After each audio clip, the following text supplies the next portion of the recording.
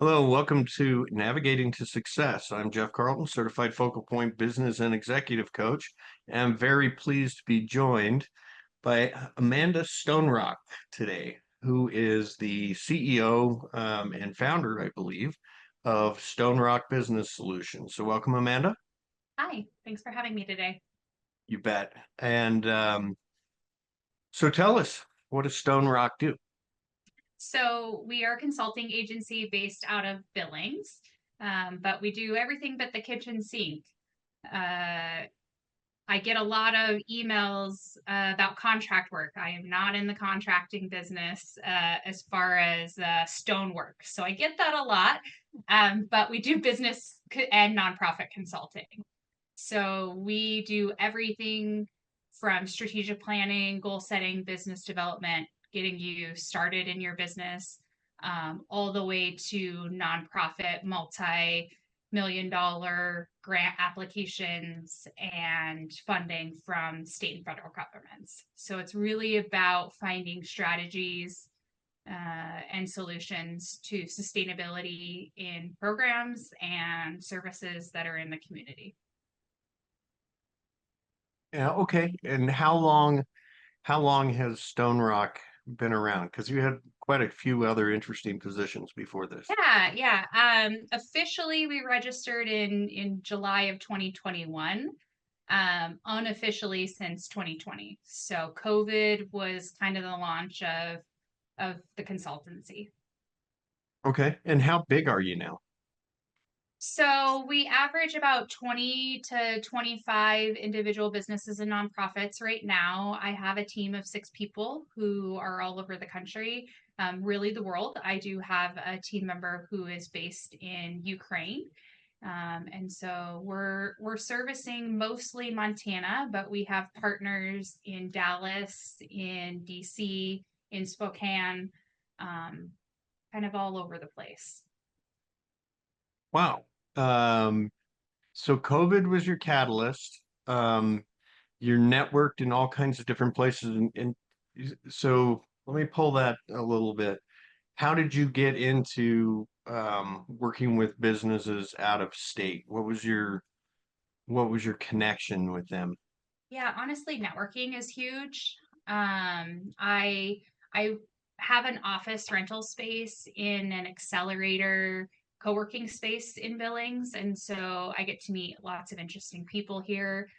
Connections just through networking on LinkedIn, conferences, attending conferences are is a huge component. But social media is a catalyst always for connection, So LinkedIn's an obvious one. That's how right? we met. Yep. Um, what are your other ones for a business consultant? Um, Honestly, what I launched on Facebook.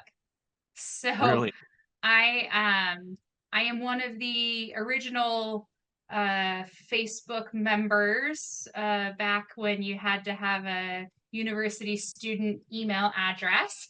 So there's a lot of data points on me out there from the time I was 20 years ago, honestly. So um I think I just have done a lot of traveling. I've done a lot of different things in different industries, and I've always ensured that I'm sharing my contact information with people. And I just think things have happened very organically with me. We talk about COVID. The reason why Stonerock Business Solutions started was because I was a previous director of development for an organization, and my role was fundraising and grant writing.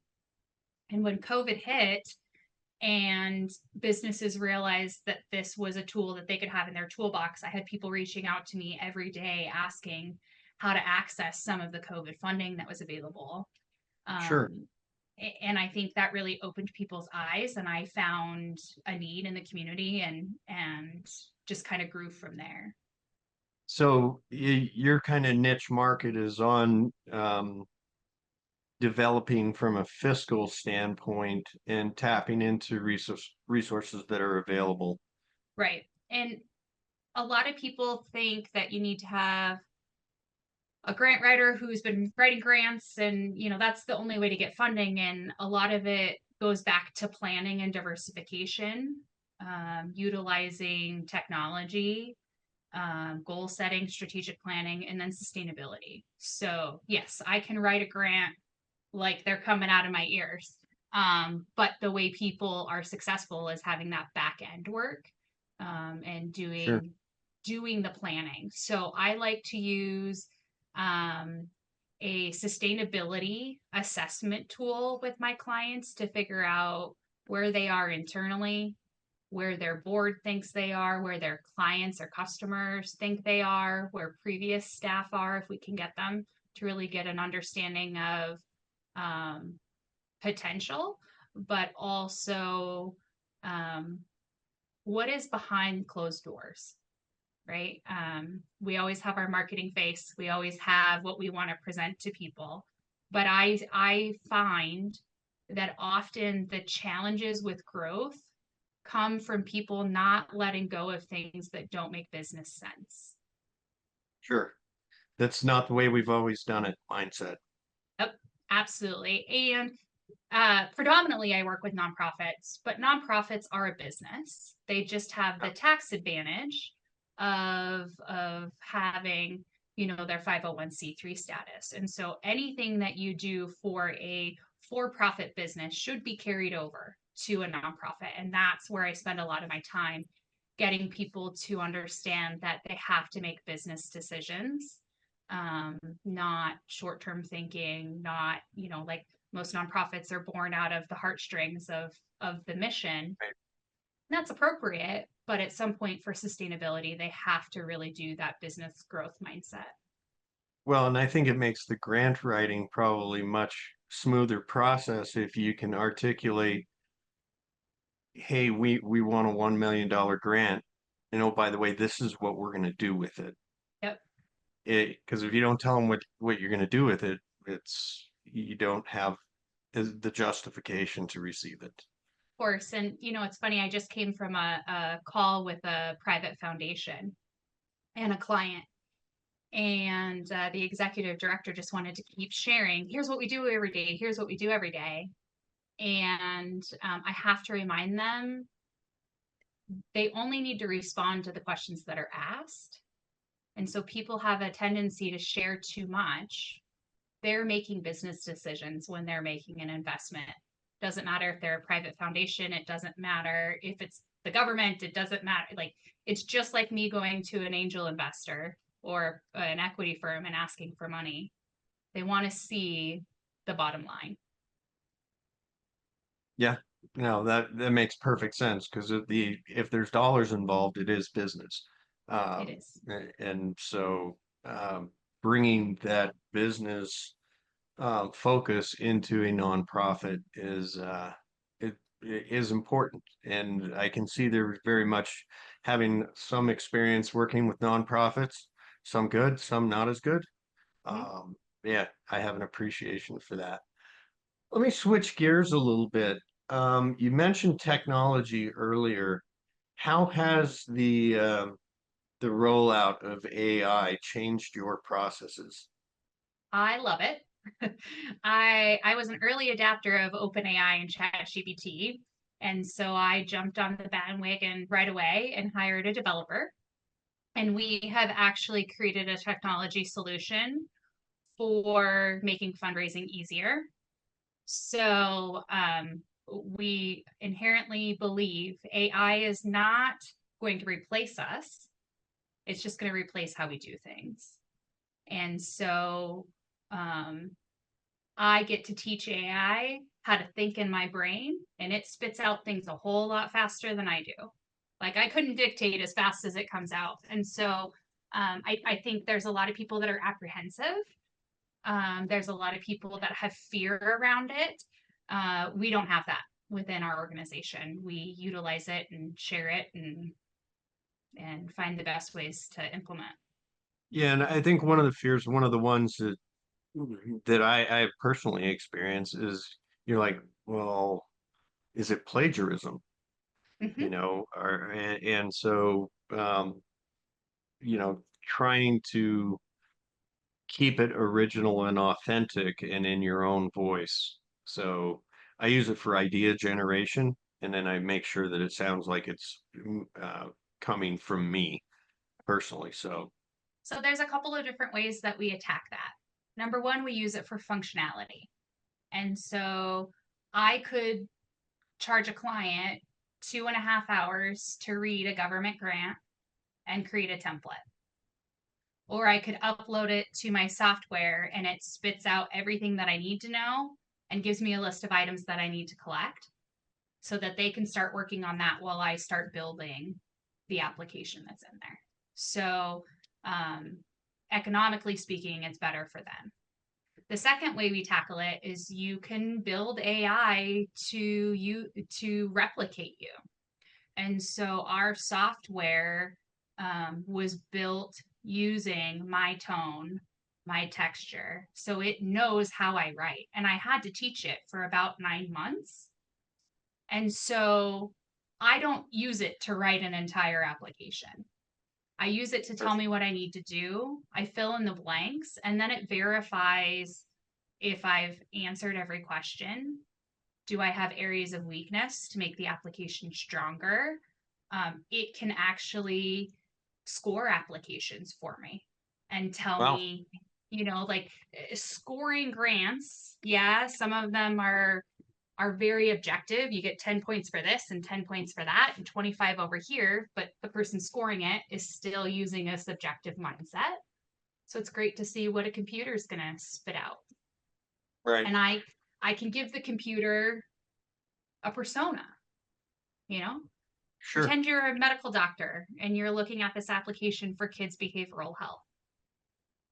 What's the lens that it's going to look through? So it actually has allowed us to have more viewpoints. We don't, again, we don't use it to plagiarize, but we use it to pull statistics, things that people are that we are charging um, to mine data is where the functionality becomes really beneficial. That was exactly the phrase that came in. It's a data miner. Um, no, very cool. And that's one of the better examples of how adoption of AI can really change the shape of your business and streamline so you can do more, better, faster. Right. Um, so I I love that. guarantee you, I can tell anything on social media, on a grant application, on a letter. I can tell what's written by AI and what's not. And so people need to start getting strategic about using it as a tool and not a replacement. I couldn't agree more. That's very, very wise advice. Um, so as we're getting close to the end here, what's next for Stonerock? What do you look like in 12 or 36 months? Yeah, we're modifying and rolling out the implementation of our AI tool. It's a SBS Navigator, so that is going to be a big thing. We've been in the testing beta phase for the last 18 months. So we're doing that. And then really just expanding our network and reach of collaborators. So in a consulting type business, growth is up against the number of hours that you're there. And so we're creating partnerships with other organizations that, we can share, clients and share resources and things like that to allow for some growth potential. And I'm a huge proponent in not needing to overextend. So I think we're good with staying stable too, just servicing the clients that we have and helping a couple of the small businesses understand their capacity and growth. And Well, and I think that's something that doesn't get talked about probably enough is that because they say if you're not growing, you're dying. mhm. Well, that's not always necessarily true. You have to have measured growth and don't get too big for your britches or you're going to implode, and that's ugly. Um, Yeah, so sustain. I have that conversation with my clients all the time. I had an individual who has a wellness business. I need to grow. I need to go, my mentor is telling me I need to increase my revenue 25% next year. And when you ask them how you're going to create more hours in the day to be able to have a fee for service type of business, if you're not going to hire a staff member, how are you going to do that? And it's okay to not grow far and beyond inflation, and getting creative with how you keep your bottom line the same. But I think some people over exaggerate the cost benefit of growth year over year over year. Not, I couldn't agree more. And I use the cost benefit thing with my clients all the time as well, saying, okay, yes, you can grow, you can do this, but what is it going to cost you when you spit out the back end 6 to 9 months of this pipe? What does your business really look like? And are you leaner and more effective and more profitable? And a lot of times the answer is no. So, parting shot, what is one um, piece of advice you would tell somebody that's starting a new business, a new aspiring entrepreneur? I think number one is spend a lot more time in networking than spending money on investing people on how you can do things. I think that there's a lot of people out there that are willing to help other people um, with some simple connections, and those relationships will get you farther along than paying to join this group and that group and trying to fill in all the B2B and everything like that. So I'm a huge proponent in let me take 20 minutes to talk with Jeff today. Uh, that's going to get me far and away more than, I need to join 10 groups tomorrow. So Yeah, that would be and my no, biggest advice. it's interesting because I had a conversation yesterday with someone with a potential client, and I said, if you're thinking of opening a new business, it's okay to start prospecting now. Mm-hmm. Wouldn't it be great to open the doors and already have 3 clients ready to go, or 7? Absolutely. So yeah, don't wait. Well, Amanda, thank you. It's been an absolute pleasure. Any final thoughts before we wrap it up? No, I just appreciate you having me on today. I look forward to continuing to connect. It sounds like you and I are pretty aligned when it comes to that. And Yeah, um, very much so. yeah, All right. Well, for everybody watching, thanks for joining for another episode. I think this was number 46 or 47, if you can believe it, how time flies. So Amanda, thank you again, and we'll see everybody for the next one.